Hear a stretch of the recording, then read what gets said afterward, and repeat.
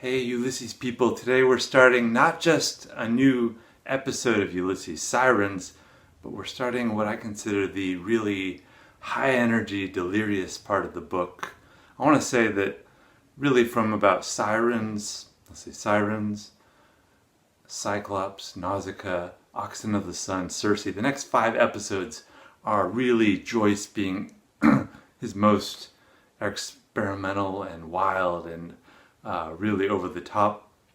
A lot of the characters are going to be intoxicated to various degrees. Not Bloom, but almost every other character. And I think that is going to really contribute to the high energy and wildness of these episodes. These are some of my favorites. But before we look at Sirens, I had a little afterthought about Wandering Rocks. You remember that there were 3 characters who had internal monologues: Tom Kernan, Miss Dunn, and Patrick Dignam, young Patrick Dignam. And I was thinking, why these 3 characters? Is there a coincidence connecting them or some significance? And what I came up with is that since Wandering Rocks itself can be seen as sort of a fractal microcosm of Ulysses as a whole, could these 3 characters somehow be related to our 3 primary narrators in Ulysses, who are, of course, Bloom, Stephen, and Molly? So I thought, who would correspond to whom and why? And what I came up with, and let me know what you think about this. So the son, Patrick Aloysius Dignam, clearly to me seems the best correspondence to Stephen, because they are both missing their fathers to various degrees. They both they're both dealing mourning, and so on. I think that seems the obvious correspondence there. And then Miss Dunn seems obviously the best choice for Molly.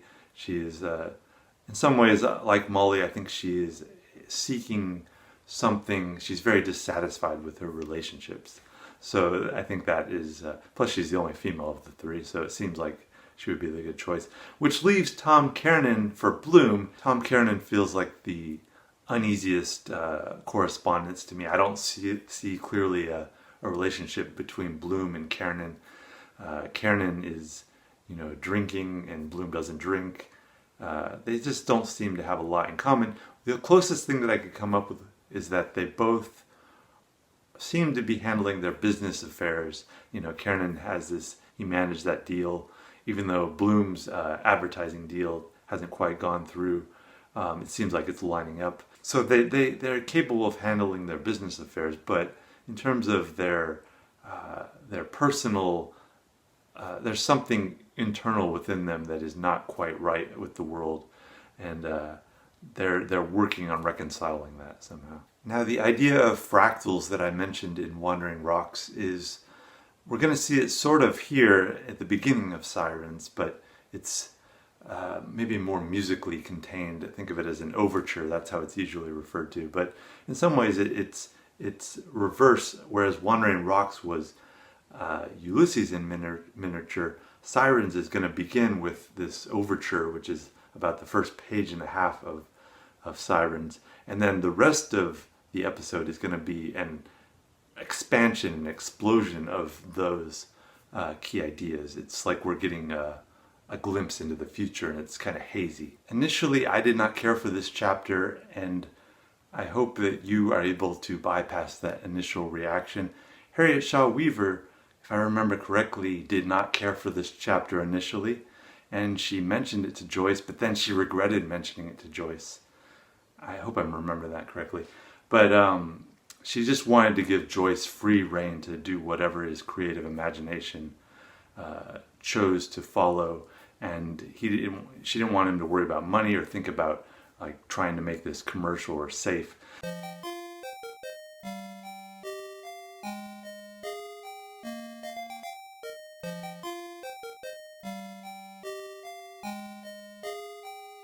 And Joyce clearly ignored her, because if you think this chapter is like kind of difficult with language, when you get to Oxen of the Sun, you're going to be even more it has no commercial attempt at commerciality whatsoever. It is a very musical episode in which Music is referred to directly and indirectly. The words, though, will take on a musical texture and seem to be fluid, not stable at all.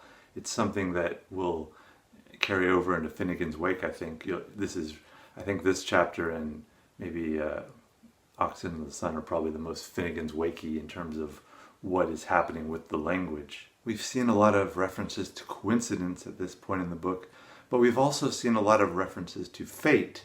And how do we reconcile these two ideas of fate and coincidence that go so regularly through Bloom's mind? They are clearly two of the most common words. I suggest you do a search on Project Gutenberg's Ulysses. Search for coincidence and search for fate. Bloom, they're usually always coming from Bloom or referring to Bloom, and they come up a lot. So think about why that is, and how do we reconcile fate and coincidence? Because coincidence seems to suggest that no plan, no order to things, but fate seems to be the opposite of that. And Bloom holds these two contrary, or apparently contrary, ideas in his head a lot. So I think what I get it from it is that Joyce is saying that we think of things as our lives as being very haphazard and full of coincidences, like barking dogs in the background. But when we look back on our lives, all these instances of coincidence seem inevitable, and they seem to drive the whole incidents of our life into one general direction, and we can't imagine it having gone any other way. As I've already mentioned, Sirens takes place at the Ormond Hotel. I could not locate any interior photographs of the historical appearance of the Ormond Hotel, unfortunately, just the facade. So if anyone has any interior photos of how it used to look, not how it looks now or is going to look, my understanding is that it's going to be, at the present, they're renovating it and they're going to kind of reopen it as a high-end shishi sort of restaurant, hotel / James Joyce landmark, which is great. I appreciate that. It's better than having it torn down. So, but I'm curious how it looked at the time of, 1904. What did it look like then?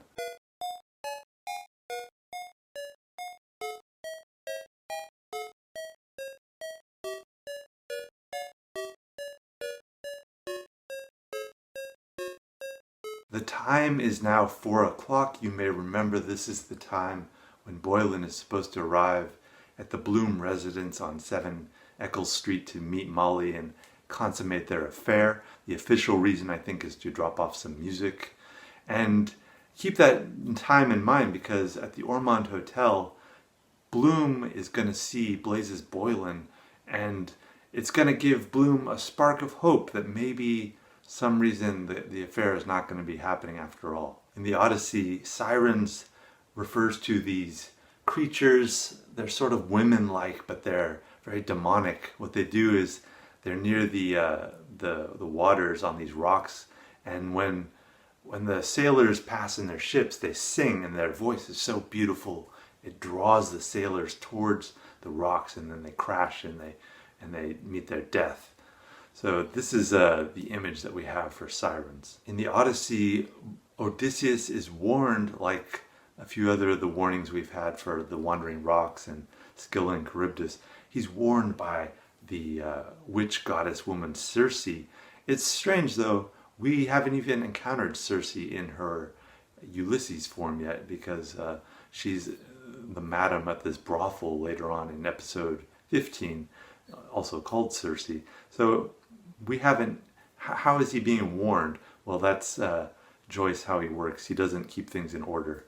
But in the Odyssey, Odysseus is warned by Circe that these women are going to drive you mad. So what you have to do is you have to cover your ears, and then you'll be okay. You won't hear it. So that's what Odysseus's sailors do.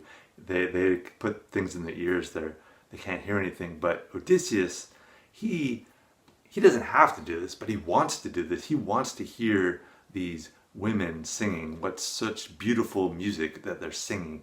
So what he has his men do, he says, I want you to tie me up to the mast of the ship, and when we're going, I want you to just let me hear the music, and I'll probably go crazy and say things like, untie me, but don't listen to me because I'll be crazy.